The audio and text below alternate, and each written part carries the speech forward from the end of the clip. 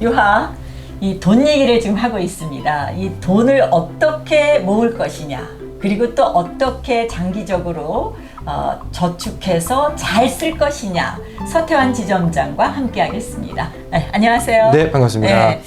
이 병에 가득히 넣어가지고서 랄랄랄랄랄랄랄라 온다야. 이게 시작이 반이라고요. 네.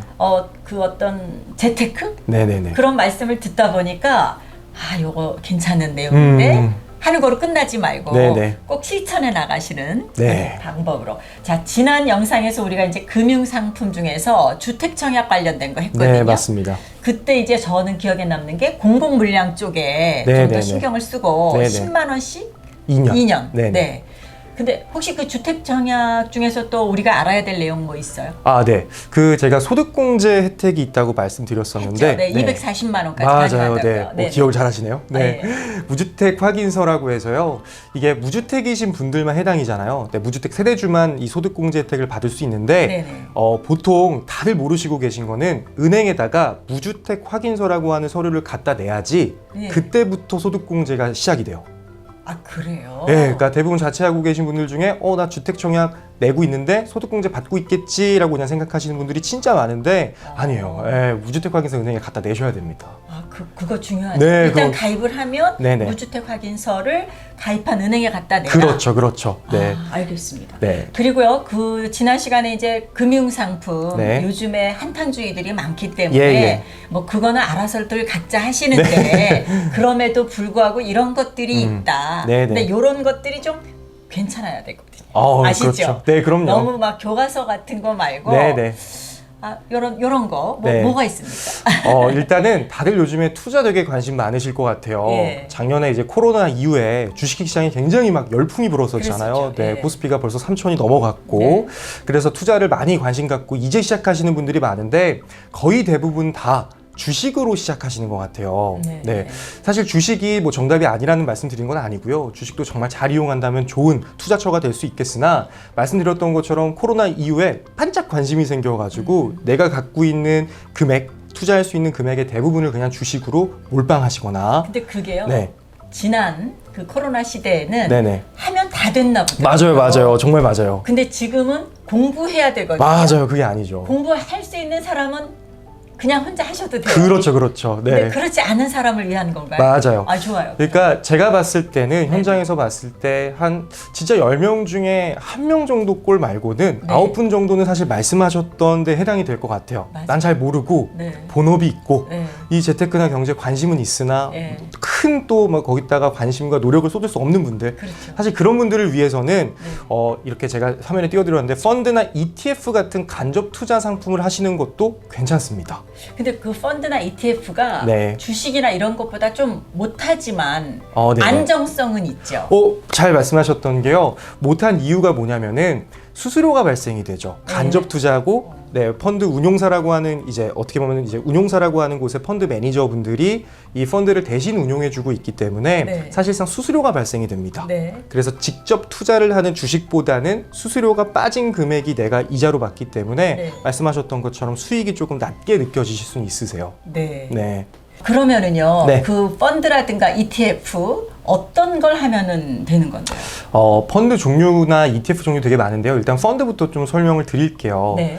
펀드는 그 안에 이 적게는 주식이 한 50개에서 많게는 수백 개까지 이렇게 모아져 있습니다. 네. 그래서 그 주식 종목들을 펀드 매니저라고 하는 전문가들이 분산해서 그리고 시장과 어떻게 보면 투자 상황에 맞게끔 비율을 조정하면서 수익률을 이제 극대화시킬 수 있는 그런 펀드 상품이 펀드라고 보시면 될 것 같은데 중요한 거는 보통 펀드 가입하실 때 은행 창구나 아니면은 인터넷에 이렇게 광고 보고 많이들 매수하시잖아요. 저도 그죠? 은행 창구에서 권한 주시니까. 근데 그 펀드 같은 경우에는 사실상 종류가 되게 많은데 좋은 펀드 그 안에서 옥석을 가리는 작업이 좀 필요합니다. 그런 게 가능합니까? 네, 그러니까 사실 이거를 전문가들만 할 수 있는 게 아니고요. 요즘에 네이버에서도 네이버 펀드만 들어가 보셔도 그 제가 이제부터 말씀드릴 그 기준을 잡는 방법들이 다 정리돼서 나와 있어요. 그래요? 그것만 따라가셔도 사실상 좋은 그런 펀드를 고를 수 있는 방법을 알 수 있는 거죠. 그래서 간단히만 좀 설명드리면은요. 예를 들어 볼게요.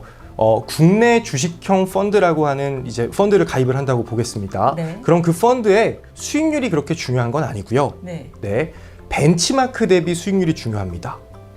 벤치마크 대비 수익률. 네, 여기서 말하는 벤치마크란 건 뭐냐면은 네.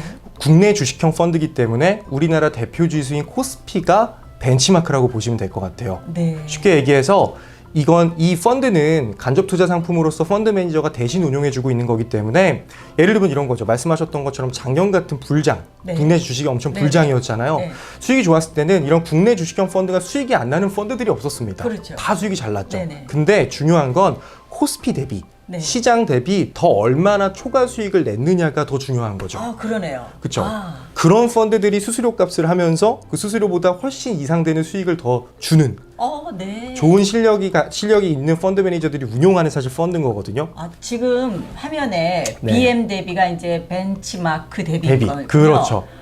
네네. 그래서 국내 주식형 펀드면 이런 벤치마크가 코스피고요. 네. 글로벌 펀드 요즘에 많이 하세요. 해외 투자 예, 많이 예, 하시니까. 그거는 조금 어렵지만 MSCI 아퀴라고 하는데 예. 모건 스탠리 올 컨트리 인덱스라고 하는 전 세계 시장을 기준으로 나타내는 또 지표가 있습니다. 네, 네. 그것도 쉽지 않게 네이버 그냥 펀드 네이버 금융에서 치시면 나와요. 뭘 쳐요? 말씀드렸던 네이버. 것처럼 MSCI 아퀴 지수 아니면 전 세계 주가 지수를 치시면 이게 나옵니다. 전 세계 주가 지수나 네. MSCI 아퀴라고 MSCI 아퀴. 네네네. 그런 지표들을 보통 벤치마크라고 하는데 사실 그걸 치지 마시고요. 예를 들면 내가 국내 주식형 펀드를 하고 싶다 하시면은 네. 말씀드렸던 것처럼 벤치마크 대비 초과 수익이 못해도 한 5에서 10년 정도는 지속적으로 나고 있는 그런 펀드들을 찾으시면 되는 거예요. 예. 네. 그리고 또한 벤치마크 대비 안정성. 네. 이 수익이 예를 들면 하락장에서 네. 수익이 막 코스피가 만약에 쭉 떨어질 때 이 네. 펀드가 얼마나 수익을 방어했는지를 또 보시면 되는 거예요. 네. 네. 그런 것들을 어이구 나 어떻게 봐. 나 이제 뭐 잘 모르겠는데 어떻게 봐 라고 많이들 이제 네. 생각하실 수 있는데 네이버 펀드에 네. 국내 주식형 펀드 딱 누르신 다음에 네. 조금 이제 요거는 노력을 좀 가하긴 해야겠지만 예를 들면 1년 대비, 3년 대비, 5년 대비 수익률이 이렇게 1등부터 10등까지 쭉 줄을 세울 수가 있습니다. 그래요? 네, 그걸 검색해서 상위에 노출되어 있는 몇 개 펀드들이 공통된 펀드들이 좀 보이실 거예요. 네. 그런 펀드들은 말씀드렸던 것처럼 통상 거의 장기간 네. 내 기준점 대비 초과 수익을 내고 있는 펀드이기 때문에 네. 그런 펀드를 사실 골라가지고 내가 매수를 해놓는다면 굳이 복잡하게 코스피에 있는 어떤 종목들을 이렇게 나열할 필요 없이 전문가에게 맡겨 놓으시고 네. 나는 이제 본업을 하고 네. 더 초과 수익을 볼 수 있는 거겠죠. 지금 뭐 말씀 굉장히 쉽게 하시네요. 네이버 들어가서 네. 그렇죠? 네이버 펀드, 네이버 펀드 들어가서 네. MSCI 아퀴, 그거 이제 치면 나오고, 그러니까 네. BM 대비 초과 수익 한 5년 내지 10년 보고, 그렇죠. BM 대비 대비 안전성 5년 내지 10년. 네네. 그럼 다예요. 사실 그래서 요것들이 조금 어려우실 수 있으면은 네. 밑에 조금만 펀드를 검색하시다 내려보시면은요. 네. 요 기간 누적 시기 분석이라고 해서 나오는 게 있어요. 네네네. 그래서 뭐 표준 편차 아니면은 뭐 샤프 레시오라고 샤프 지수 이렇게 점수들이 나와 있는데 네네. 어려우시면 딱 이것만 기억하세요. 샤프 지수나 젠센 알파라고 하는 지수들이 다 정리돼 나와 있거든요. 예. 1년 동안, 3년 동안, 5년 동안 이렇게 다 나와 있어요. 네네. 그런 그 샤프 지수나 젠센 알파가 장기간 유형 평균 대비, 아까 말한 벤치마크 유형 평균 대비 높은 펀드를 그냥 고르시면 네. 통상 펀드 매니저가 운용을 정말 잘해 주셔서 네. 내 그 펀드의 수익이 시장보다는 더 많이 날 수 있는 확률이 높은 거죠. 너무 어렵나요? 아니요. 지금 이거 잊어버리기 전에 빨리 네. 실천해보고 싶어요. 적어주세요. 갑자기. 샤프 지수. 네, 알겠습니다. 오늘 이렇게 지금 주택 청약 말고 다른 금융 상품 중에서도 펀드 얘기만 듣다 네. 보니까 시간이 벌써 다 흘러버렸거든요. 다음 영상에서 ETF랑 또 다른 금융 상품에 대해서 얘기 듣도록 하겠습니다. 예, 알겠습니다. 네, 오늘 말씀 고맙습니다. 네. 네, 같이 유바하실래요? 네, 좋습니다. 네, 유바. 유바. 이동에 가득히 넣어가지고서 랄라